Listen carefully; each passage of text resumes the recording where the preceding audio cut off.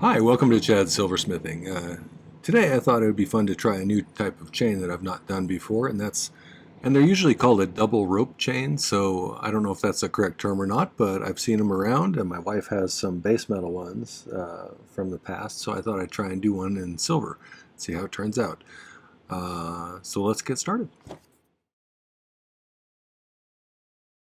So this is one of my design idea sketchbooks that you can get on my merch store. I like them because they're a great place to draw up your projects in. They also, most of the ones I have on my store have different useful information about metalsmithing on the back.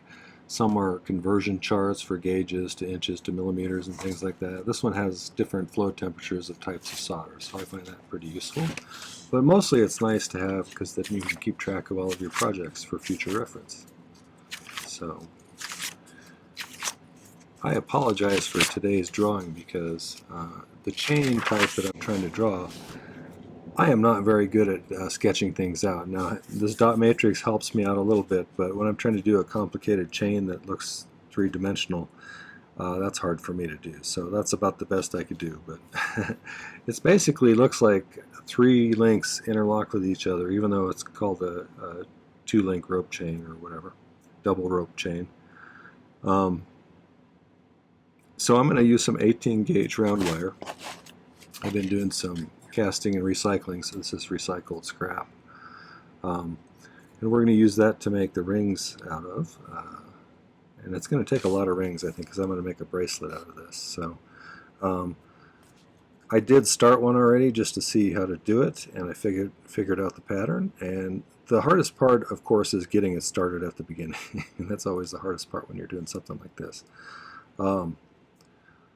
But I'll show you what I did to get it started, and then I'll continue working on this one I started as well. And we'll make a few links, and then I'll probably go off camera for a while, make some more, show you some progress, and then go on throughout the time, because you don't have to watch me make, 150 of these links or whatever I have to make. So these ones I soldered closed after I made them round. And then I stretched them on, I have one of these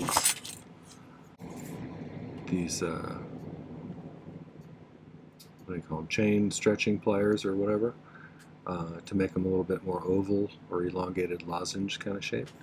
I think what I'm going to do instead of that, to save time so I don't have to solder them and then cut a new notch to feed them together and then resolder them, I'm just going to wrap them around this. This will get me pretty close to the same size when I tape two pieces of brass rod together that are about the right size. Here's one that I made earlier the other way, and that gets me pretty close. So I think it's even okay if it's a little bit smaller than this, because one of the things I noticed on this one is it's supposed to, it ends up looking like a spiral, basically, if you can see that by looking at it like that, because they interlock with each other. But I think I left too much space on here, and I'm going to go ahead and continue this one, but in the future I might make the links slightly smaller so that there's not as much gap between them, and I think the thing will look a little bit tighter spiraled, but we'll see how it turns out. It'll be a good experiment. So let's start by making some of these rings.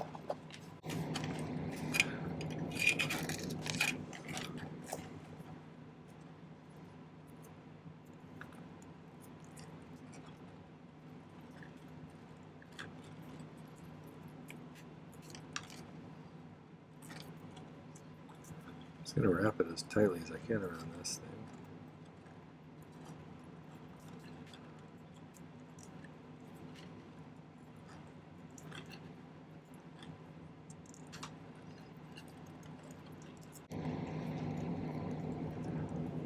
This should save some time making them oval from the get-go, I should think. Anyway, I guess we'll find out. Getting kind of a late start tonight, so it might be a late night making this piece. It's not, I don't think it's going to be technically hard. It's just going to take a while. So it'll be trying on my neck, hunching over for however many hours it takes to do this.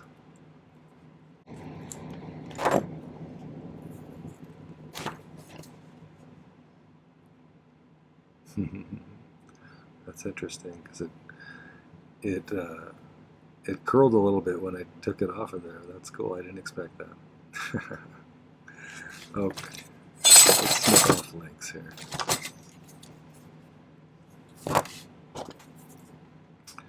Could use your saw if you wanted to.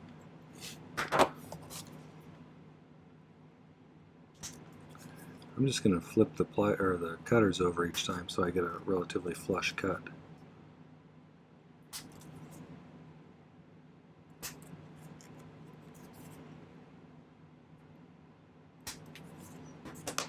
Oops, back here.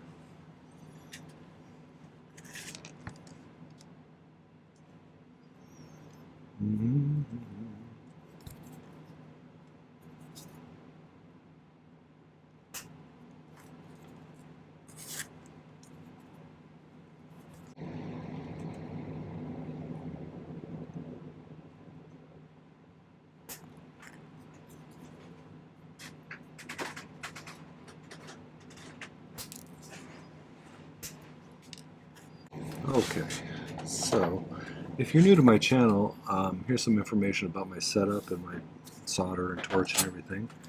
I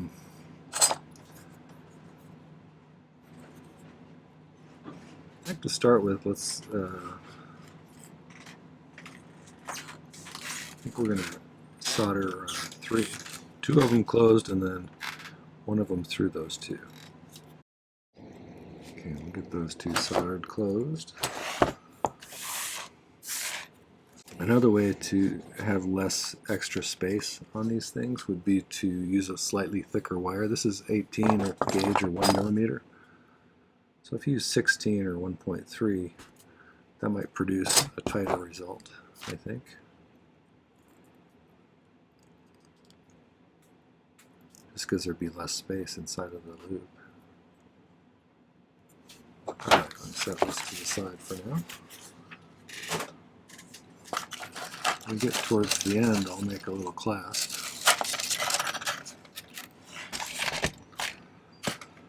Alright. I'm going to cut some little tiny pieces of solder. I have a few over here, but we definitely don't want big clumpy chunks on this one, so try to keep them pretty small. I don't know if you can see, that's a pretty small. I use something called pick soldering, where I pick up a little bit of solder and move it over here with this titanium pick once it reaches soldering temperature. It's a great way to direct your solder where you want it to go, and one of those skills that moved me up a level, kind of. So if you're interested, I have a video about it right there. That's worth checking out and learning. Make sure my torch is on. Get these two ready to solder.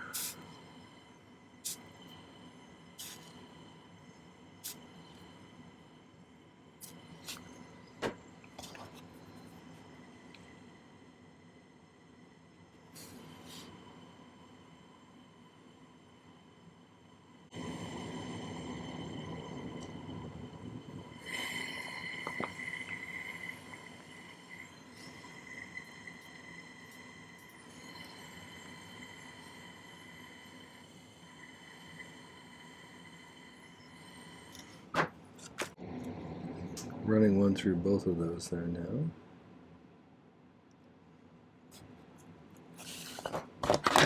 This will be our starting point.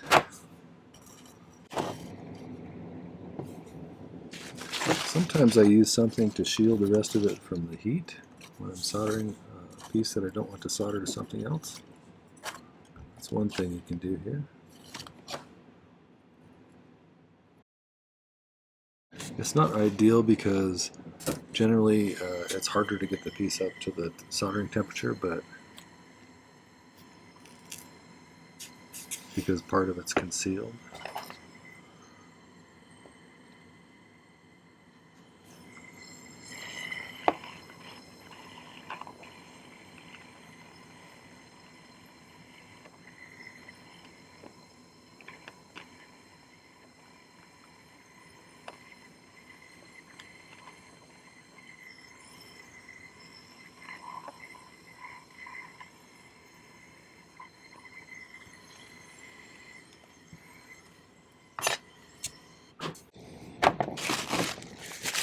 You could, if you wanted to, use a paste solder or something like that, I suppose. Okay, so you see on the first one here that what I did was I had the single link hanging off of this other one, but I don't really need that one. I just need these two to start with. And then the next link we're going to do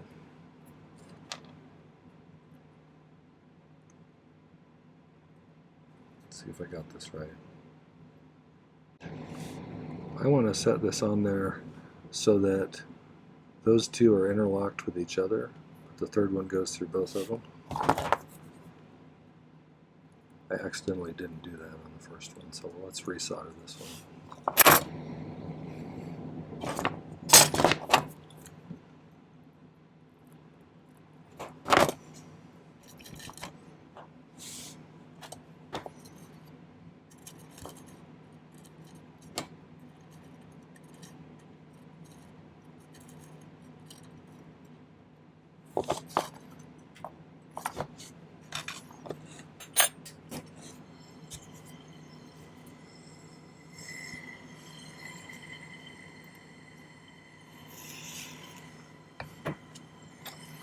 There's probably enough solder there to solder it, but I'm going to put a little more on there just to be safe.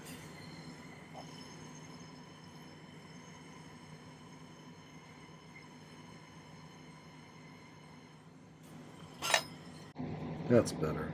Okay, see those two are interlocked now. Okay.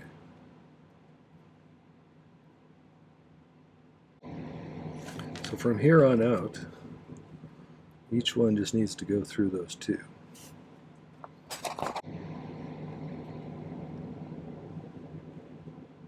So we'll put it through those two.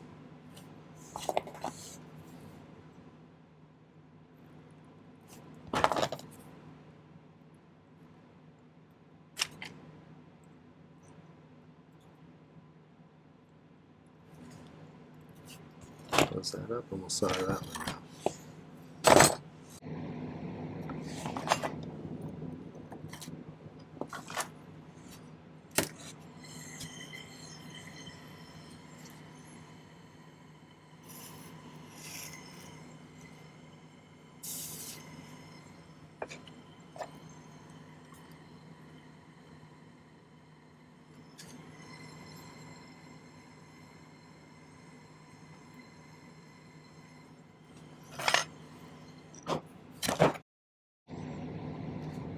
Sometimes it's hard to get them to position themselves right so you can get it through there, but like that, the next two.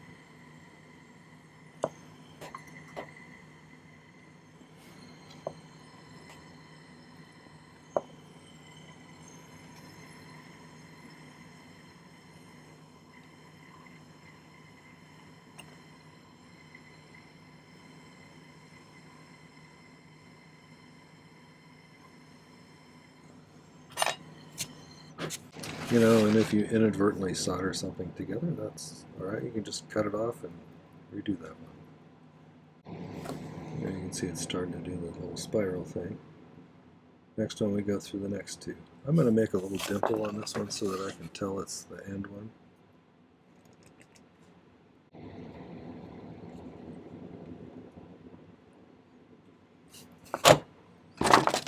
It's not a very complicated chain, honestly, but as I've said before, I find doing this kind of stuff sort of relaxing because of its repetitiveness. You can just kind of let yourself get into the moment and you know, stop thinking about all your worries and stuff. At least it helps me to do that.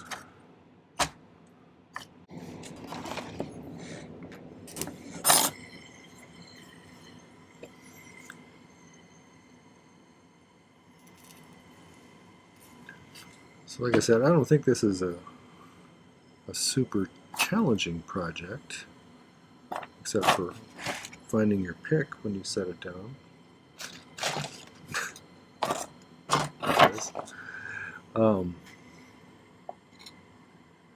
But it's going to be time consuming probably, so it may take a while.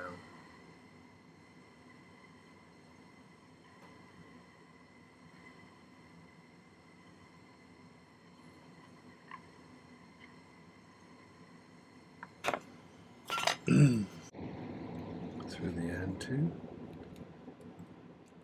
Close it up.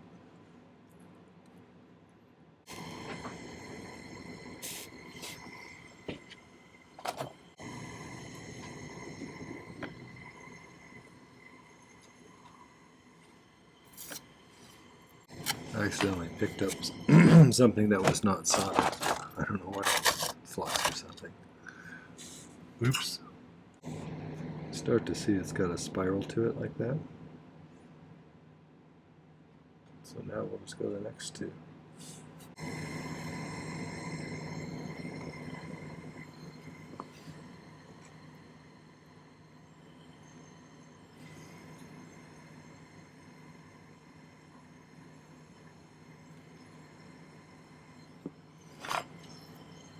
I'll do a couple more links, then I'm going to turn off the camera and do a whole bunch, and then I'll show you some progress in a bit. When you're doing stuff like this, you probably want to get up and stretch once in a while. At least it helps me to do that, because I have neck problems. So this is definitely hunch over kind of work.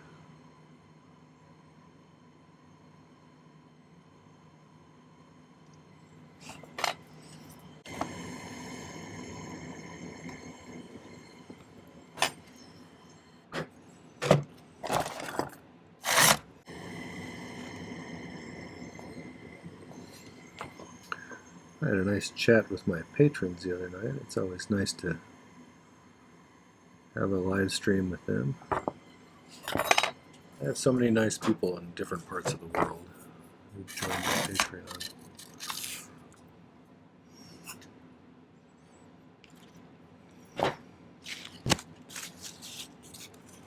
I actually did an exclusive video for them yesterday. I gave them a poll of some different shapes, and they picked an octagon, so I made a piece that incorporated an octagon into it. I'll show you a picture of it up there if you want. I thought it was a fun project. Sometimes I'll give them 3 different stones to pick from, and I'll make a piece out of one of those. Or I'll give them a art period. Pick one art period, and I'll try to make a piece that's sort of representative of that art period. It's kind of fun. It's good for me too, because they vote on something and I don't really have a choice in the matter, so I have to come up with something with whatever they choose. And so it forces me to think outside of my box, which is good. Before I started the YouTube channel, I spent a number of years, you know, making a lot of the same kind of stuff over and over again, because I never really tried to push my boundaries and make, you know, things that are challenging for me. But having a YouTube channel really helped me to stop being in my rut. So, fun to try different things, you know. If you had enough room, I bet you could do it 3-1 like that, and make a slightly tighter looking spiral, I bet. I'll have to try that sometime. I think it's always fun when you figure something new out and kind of add it to your repertoire. One of the ones I keep meaning to try and master is flush setting. I've watched some videos on how to do it. I've successfully done it once, and I have not done it enough times in order to make a video about it. So sometime in my huge amount of free time, I have to teach myself how to do that consistently. Okay, well, I'm making some progress. I will be back in a few minutes to show you more. Okay, we're about here now. I need to make some more rings, but it's going along pretty well. I haven't had any big boo-boos or anything. That's always nice. But we need to spin some more of these up.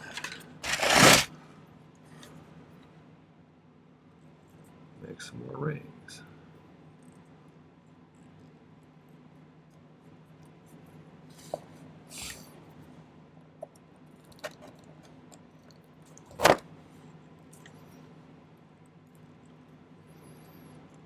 I need to make it at least a couple more inches long.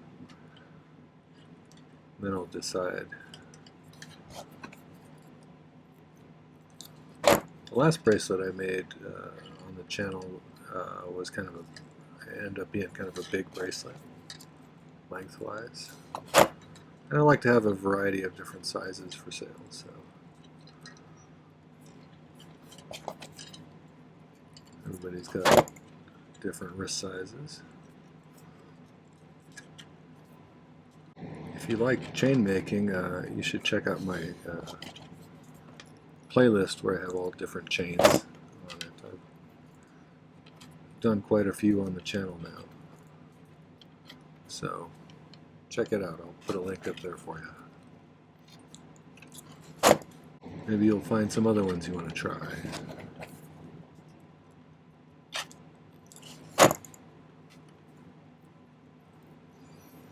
I particularly like the foxtail chain. It was kind of fun to make.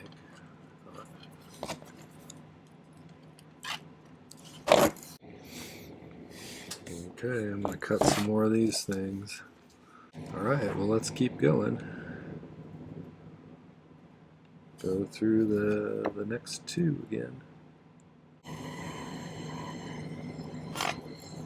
So while we're doing a few more here, let's talk about polishing these. If you've not polished a chain before, chains on the polishing wheel can be pretty scary. So if you don't contain everything in your hands that's not directly on the polishing wheel, you can get caught up in the wheel and pinch part of your hand or finger, and you really don't want that to happen. So I would suggest to you it's a good idea to get some serious polishing practice before you try this. A lot of people wrap it around a dowel or something like that, which is fine as long as you don't have any loose floppy ends hanging anywhere. That's where you get in trouble. But you know, getting it really pickled nice and then tumbling it, sometimes you can get a pretty decent thing. Or if you're using a handheld rotary tool with a foot pedal, you can control the speed so you don't have a lot of danger there then.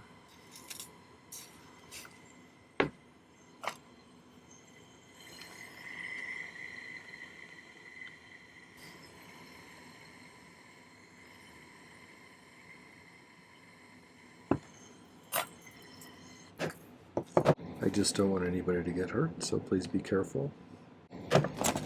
Okay, I'll be back after I get this completed, and then we'll add a clasp to it.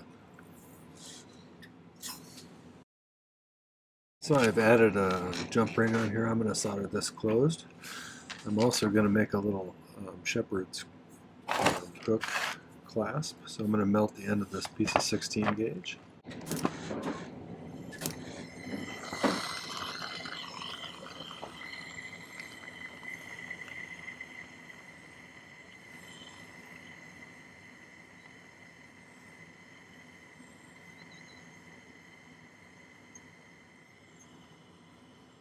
looks pretty good.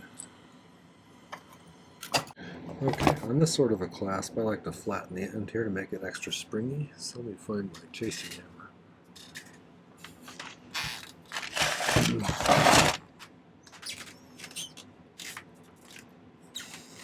I'll put this end right there like that.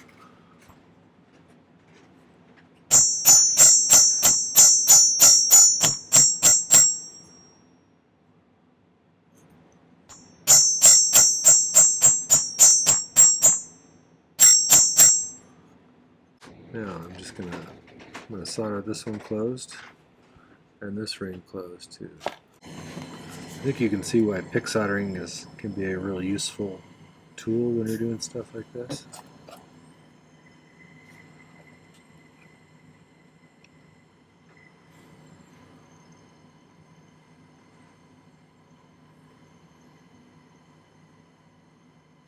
You know, I just did probably, I don't know, 100, 125 solder joints in a couple of hours.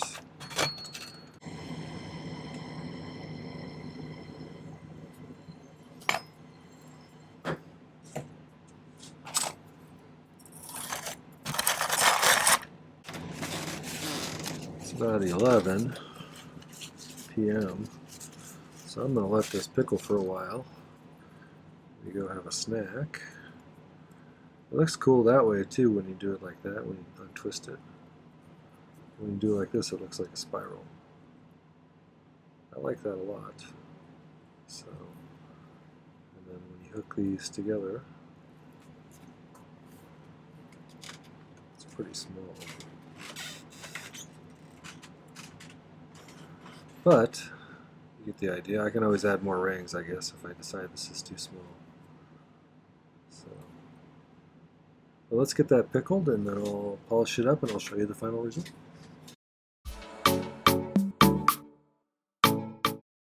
Well, it's a little after midnight now, and I've got this done. I think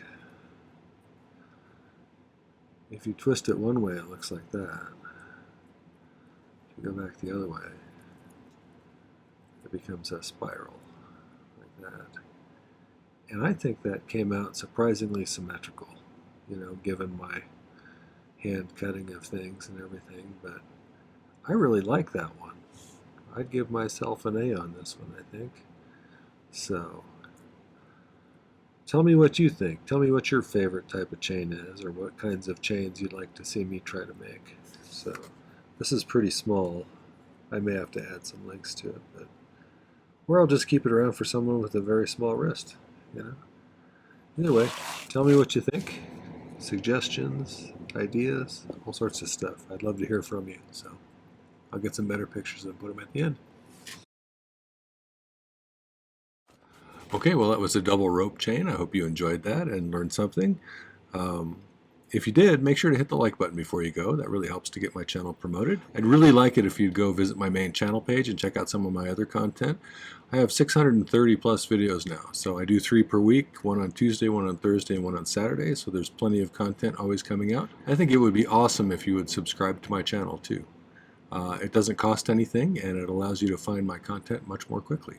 I wanted to thank a couple of groups of people as well. My patrons over on Patreon are my core group of supporters, and they have created this lovely environment where we can share ideas and exchange resources and talk about different kinds of jewelry and stuff. And so it's a really nice artistic community, and I really appreciate that they've made it that way, in addition to the financial support that they help me with. So thanks for that. You guys are awesome. The other group are my YouTube subscribers, and we just passed 28,300, which is awesome.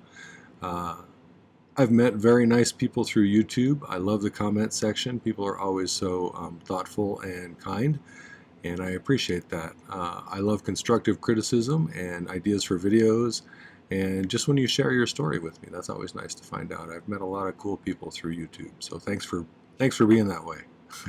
I also appreciate the financial help, the buy me a coffees, the super thanks, the purchases on my shop. buying my ebooks. All that stuff really makes my channel sustainable, so thank you for that. Finally, the video description down below has some important links. There's a link to my Patreon if you want to find out more about that community. There's a link to my newest ebook, which is a guide to 2025's tutorials, and it has all sorts of great information, as well as tons of projects right at your fingertips. That's a super nice way to support my channel, getting those. I even have 3 different ones, one from 2023, 2024, and 2025, and you can get them as a package deal for cheaper. So check that out. That might be worth your while. And there's a link to my merch store if you want to get yourself one of those nice design idea sketchbooks so you can keep track of your own projects in. I find them super handy, and I now have a permanent record of everything I've done on YouTube pretty much. So maybe get yourself 1 or 2 of those. They're really handy. All right, well, thanks for watching today. Take care. Happy silversmithing.